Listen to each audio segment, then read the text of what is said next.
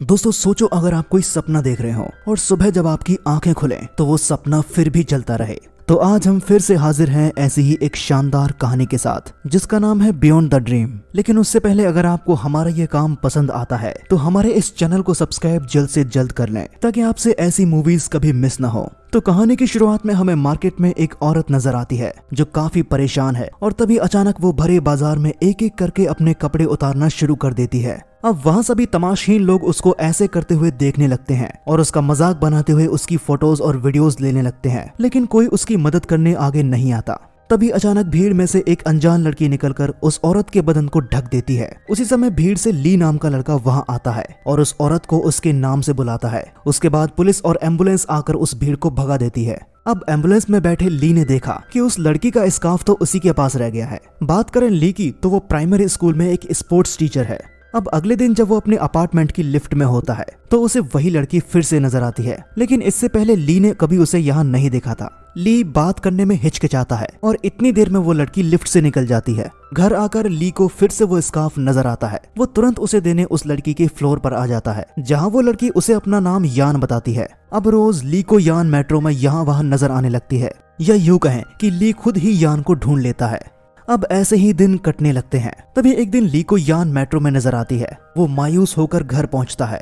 यहाँ उसे ऊपर यान खड़ी हुई दिखती है जिसके साथ उसका शराबी पिता मारपीट कर रहा है और उसने यान को घर से बाहर निकाल दिया है। इसके बाद ली यान को अपने घर ले आता है। यहाँ हमें पता चलता है कि ली की माँ का पिछले ही महीने देहांत हुआ है और अभी वो अकेला ही इस अपार्टमेंट में रह रहा है। उस दिन के बाद से दोनों अब एक साथ मेट्रो में आने जाने लगते हैं। धीरे धीरे यान भी ली को पसंद करने लगती है और एक दिन यान ली से पूछ ही लेती है कि क्या तुम्हारी कोई गर्लफ्रेंड है। ली ना बोल पाता है। इतनी देर में यान उसे एक प्यारी सी मीठी देकर वहाँ से भाग जाती है। ली का तो मानो जैसे दिल हाथ में ही आ गया था। खैर आगे हम ली को एक थेरेपी सेंटर में देखते हैं। वो हर हफ्ते यहाँ ऐसे लोगों से मिलने आता है जिन्हें कुछ अजीब तरह की दिमागी बीमारी होती है। वो दिखने और बोलचाल में एक आम इंसान की तरह ही हैं, लेकिन वो अपनी ख्याली दुनिया और असल जिंदगी में फर्क नहीं कर पाते हैं। हमें यहाँ पता चलता है कि ली खुद भी उसी बीमारी से जूझ रहा है। तभी वहाँ लिंगा नाम की लेडी रोती हुई आती है। ये वही औरत है जिसे हमने मूवी की शुरुआत में कपड़े निकालते हुए देखा था और उसकी वही वीडियो वायरल होने की वजह से उसके पति ने उसे तलाक दे दिया है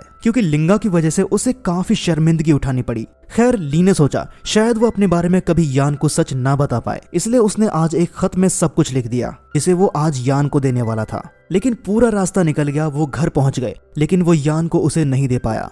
आखिरकार हिम्मत करके वो उस खत को यान को देने ही वाला था कि तभी वहाँ यान के पिता आ गए, जिन्हें देखकर ली बिना वो खत दिए वहाँ से भाग आया। अब अगले दिन ली अपने रूम में था कि तभी उसे अचानक यान के जोर जोर से रोने की आवाजें आने लगी।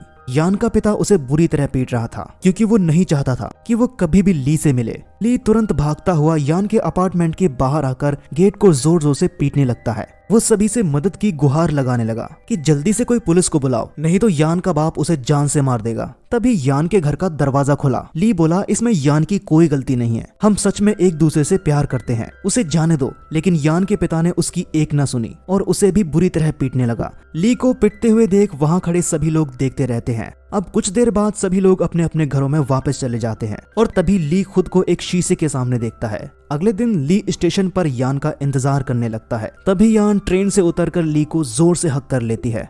ली ने तुरंत अपने फोन की वॉइस रिकॉर्डिंग ऑन की। तभी यान ने उससे कहा कि मैं तुमको नहीं छोड़ सकती, मुझे कहीं दूर ले चलो। अब ली ने जैसे ही वापस वो रिकॉर्डिंग सुनी तो उसे सिर्फ अपने ही सांसों की आवाज सुनाई देने लगी, लेकिन यान ने उसे अभी भी जोर से पकड़ रखा था। वो उसे बार बार ना जाने के लिए कह रही थी और ली भी उसे छुड़ाने में नाकामयाब था क्योंकि धीरे धीरे उसे समझ आने लगा था यान नाम की असल में कोई लड़की है ही नहीं, बल्कि ये सब सिर्फ उसका वहम है। ली काफी परेशान हो जाता है और सीधा अपने थेरेपिस्ट के पास जाता है जहां उसके सारे टेस्ट कराए जाते हैं और उसकी दवाओं की डोज भी बढ़ा दी जाती है। इसके बाद ली खुद को बिजी रखने की कोशिश करने लगा। घंटों दौड़ता, एक्सरसाइज करता ताकि उसके अंदर चल रही उथल पुथल से वो बाहर आ सके, लेकिन फिर भी उसके दिमाग के किसी कोने में चुपके से बैठी यान उसे कहीं न कहीं नजर आ ही जाती है। अब अगले दिन ली जब वापस अपने थेरेपी सेशन के लिए पहुंचा तो वहाँ भी उसे यान दिखाई देने लगी जो किसी से बातें कर रही थी। ली ने तुरंत अपना वॉइस रिकॉर्डर ऑन किया तो उसे एक लड़की की आवाज सुनाई दी। ली मन ही मन बोला कि यान तो मेरे दिमाग में है, ये कैसे हो सकता है।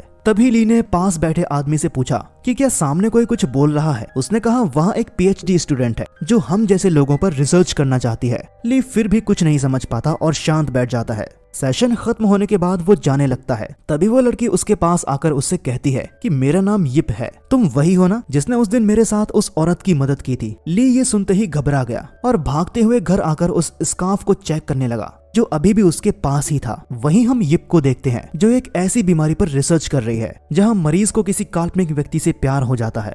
अब क्योंकि ऐसे मरीज बहुत कम है और इस पर काफी कम रिसर्च भी हुई है, इसलिए यिप अपनी डिग्री पाने के लिए ऐसे ही मरीजों पर रिसर्च कर रही है। अब अगले दिन यिप की मुलाकात फिर से ली से होती है, जहां ली उसे अपनी इमेजिनरी गर्लफ्रेंड के बारे में बताता है जिसके साथ वो पिछले 2 महीनों से था। लेकिन वो यिप को ये नहीं बताता कि वो इमेजिनरी गर्लफ्रेंड कोई और नहीं बल्कि यिप ही है। अब यिप को भी अपना वही मरीज मिल गया जिसकी उसको तलाश थी। अब धीरे धीरे उनके सेशन लंबे होने लगते हैं। ली ना तो अपने मन की पूरी बात यिप को बता पाता है और ना ही उससे मिले बिना रह पाता है। वो अंदर ही अंदर और उलझता जा रहा है क्योंकि जिसको उसे भुलाना है वो रोज उसी से आकर मुलाकात कर रहा है। तभी परेशान होकर ली ने अगले दिन से जाना ही बंद कर दिया। यिप ने काफी देर उसका इंतजार किया लेकिन ली के ना आने पर वो फाइनली उससे मिलने उसके घर पहुंच जाती है। यिप को वहां देखकर ली को कोई अचंभा नहीं हुआ बल्कि उसने उसे इग्नोर कर दिया क्योंकि उसे लगा कि ये तो यान है जिसे वो कब से ऐसे ही इमेजिन कर रहा है। लेकिन जैसे ही यिप ने उसका नाम पुकारा तो ली ने तुरंत उसे अपने गले से लगा लिया। यिप ने झटके से ली को खुद से दूर किया।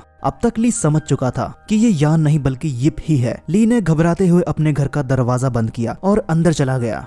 यिप भी ये सब देखकर अचानक सोच में पड़ गई। अब कुछ दिन ऐसे ही बीत गए। तभी एक दिन ली की मुलाकात फिर से यिप से हुई, जहां यिप ने उससे कहा कि मैंने फिलहाल अपनी पढ़ाई रोक दी है क्योंकि केस स्टडी करने के लिए मेरे पास कोई पेशेंट नहीं है। मैं वापस जा रही हूँ, तुम अपना ख्याल रखना। अब ली उससे दूर रहना चाहता था लेकिन वो यिप की स्टडी को खराब नहीं करना चाहता था, इसलिए उसने वापस से यिप के पास सेशन के लिए जाना शुरू कर दिया। अब तक ली की सभी बातों से यिप भी समझ चुकी थी कि वही उसकी इमेजिनरी गर्लफ्रेंड है।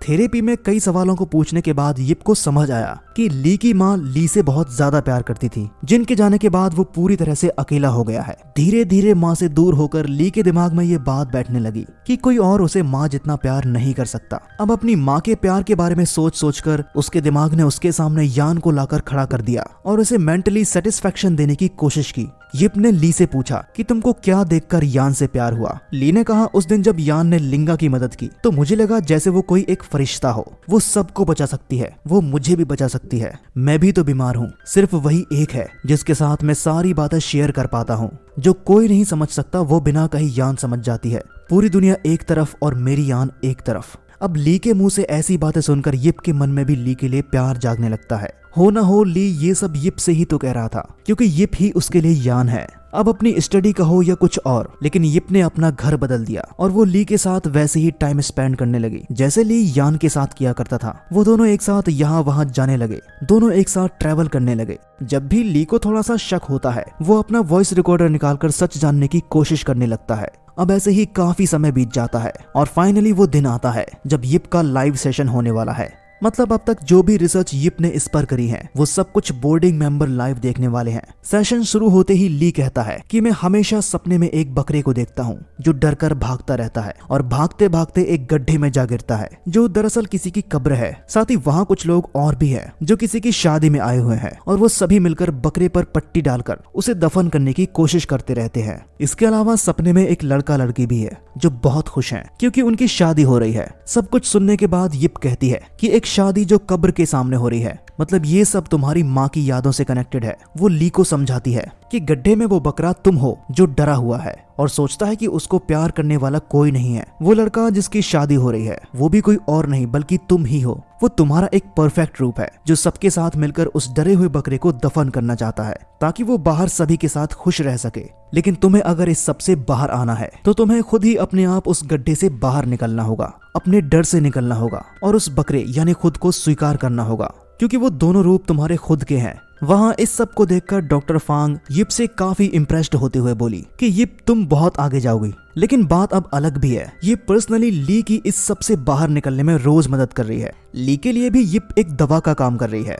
वो धीरे धीरे ठीक हो रहा है और दोनों ने एक दूसरे को अपने प्यार का इजहार भी कर दिया है। सब कुछ अच्छा चल रहा है। तभी एक दिन यिप ने ली से कहा कि डॉक्टर फांग से बात करके मुझे तुम्हारी थेरेपी लेना अब बंद करना होगा क्योंकि किसी क्लाइंट के साथ रिलेशनशिप में रहना रूल के खिलाफ है। ली भी नहीं चाहता था कि उसकी वजह से यिप का करियर खराब हो, लेकिन जिंदगी में अक्सर वही होता है जिसका डर हो। कुछ लोग आकर डॉक्टर फांग को उन दोनों का वीडियो दिखा देते हैं जहां वो रोज मिलते जुलते हैं। यहाँ सभी को लगता है कि अपनी डिग्री को पाने के लिए यिप ने ली का इस्तेमाल किया है। बेशक यिप का शुरू में ही प्लान था, लेकिन अब ऐसा कुछ भी नहीं था। तभी ली वहां आता है और कहता है कि मैम, इसमें यिप की कोई गलती नहीं है। डॉक्टर फांग कहती है कि मैं पूरी कोशिश करूंगी कि जो कुछ हो अच्छा हो, लेकिन बेहतर होगा कि आगे से तुम दोनों आपस में ना मिलो। डॉक्टर फांग भी जानती थी कि यिप एक इंटेलिजेंट स्टूडेंट है। उन्होंने यिप को भी समझाया कि दिमागी रूप से बीमार आदमी से रिश्ता निभाना सही नहीं है। अच्छा होगा कि समय रहते तुम खुद को और अपने करियर को बचा लो। अब शाम को यिप ली के घर पहुंची तो उसने देखा कि पूरा घर बिखरा पड़ा है और ली यहाँ वहाँ पागलों की तरह कुछ ढूंढने में लगा हुआ है। यिप समझ गई कि ली को फिर से दौरा पड़ा है। उसने ली को संभाला और सुलाकर वहाँ से चली गई। आधी रात को जब ली ने आंखें खोली तो उसने देखा कि इस बार उसे यिप ने नहीं बल्कि यान ने उठाया है, जो अभी तक उसके दिमाग में कैद थी। वो ली से बोली कि यिप ने तुम्हारा फायदा उठाया है। वो तुमसे कोई प्यार नहीं करती, प्यार सिर्फ मैं करती हूँ। मैं ही हूँ जो कभी तुम्हें छोड़कर नहीं जाऊंगी। ये सब बोलकर वो ली से लिपट कर रोने लगी। ये सब देखकर ली काफी घबरा जाता है। उसकी तबीयत भी अब बिगड़ने लगती है। वो पागलों की तरह चिल्लाने लगता है क्योंकि वो खुद को समझ नहीं पा रहा था कि आखिर कौन असली है और कौन नकली है। वो बुरी तरह रोने लगता है और एंड में वहां से ये कहकर चला जाता है कि मुझे नहीं पता तुम कौन हो। लेकिन जो भी हो, सब लोग अंत में छोड़कर चले ही जाते हैं। खैर, अगले सीन में हम देखते हैं कि यिप ने ली को एक मेंटल हॉस्पिटल में भेज दिया है और ऐसे ही पूरे 3 महीने बीत जाते हैं। अब फाइनली वो दिन आता है जब यिप की फाइनल मीटिंग होती है। डॉक्टर फांग ने काफी कोशिश करके यिप को ये आखिरी मौका दिलवाया है, लेकिन यिप अभी भी किसी उधेड़ बुन में है। इतने दिन से वो जिस ली को भुलाने की कोशिश कर रही थी, उसकी सारी यादें उसने अपने मन से मिटा दी, लेकिन आज वो फिर बस ली को याद करने लगी।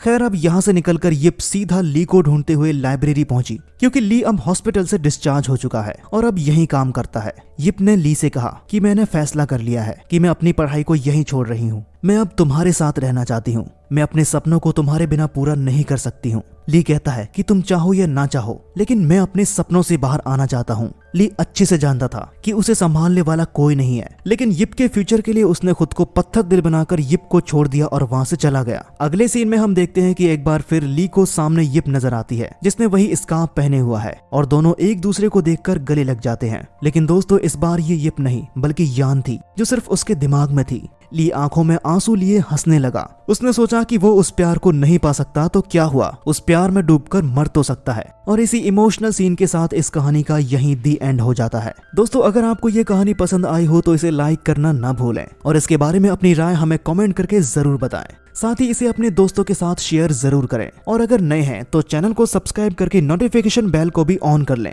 हम फिर मिलेंगे आपसे एक और ऐसी ही शानदार कहानी के साथ। तब तक अपना ख्याल रखिए।